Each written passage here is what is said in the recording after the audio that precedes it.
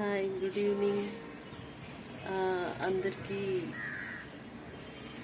ఎంతో ఆశతో మనం ఎదురు చూస్తున్నాం గ్రూప్ 2 మెయిన్స్కి వర్డిక్ట్ ఏమొస్తుందా హైకోర్టులో అని. ఒక విధంగా చెప్పాలంటే రోస్టర్ పాయింట్స్ అనేవి ఫాలో అయితే ఫర్దర్ లీగల్ కాంప్లికేషన్స్ లేకుండా ఉంటాయి. మరి ఇప్పుడు ప్రభుత్వంలో ఉన్నవాళ్ళు ఒకప్పుడు అపోజిషన్లో ఉండి మన కేసుని సమర్థించారు.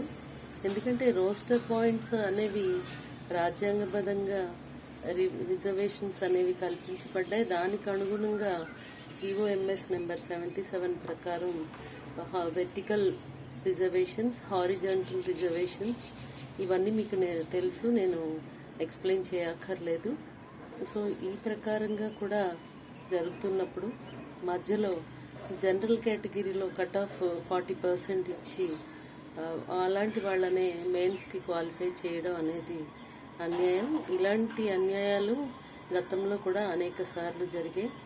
కాకపోతే అప్పుడు ఇంత అవేర్నెస్, ఇంత ప్రతిఘటన అనేది ఎప్పుడూ జరగలేదు. This is the first time. Telangana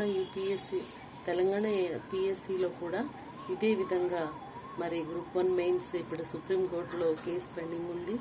అదేవిధంగా పోలీస్ కానిస్టేబుల్స్ రిక్రూట్మెంట్లో కూడా జరిగితే ఆ రాష్ట్ర హైకోర్టు మరి మీరు రోస్టర్ పాయింట్స్ అనేది సవరించి మళ్ళీ ఎగ్జామ్ కండక్ట్ చేయాలని చెప్పడం జరిగింది.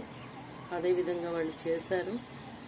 మరి మన ఏపీ హైకోర్టు ఆ విధంగా మీరు రోస్టర్ పాయింట్స్ సరిచేసి ఎగ్జామ్ కండక్ట్ చేయమని చెప్తారు, లేదంటే మీరు ఎగ్జామ్ కండక్ట్ చేసి మీరు తర్వాత రోస్టర్ పాయింట్స్ కరెక్ట్ చేసి రిజర్వేషన్స్ ఫాలో చేయడం చెప్తారు.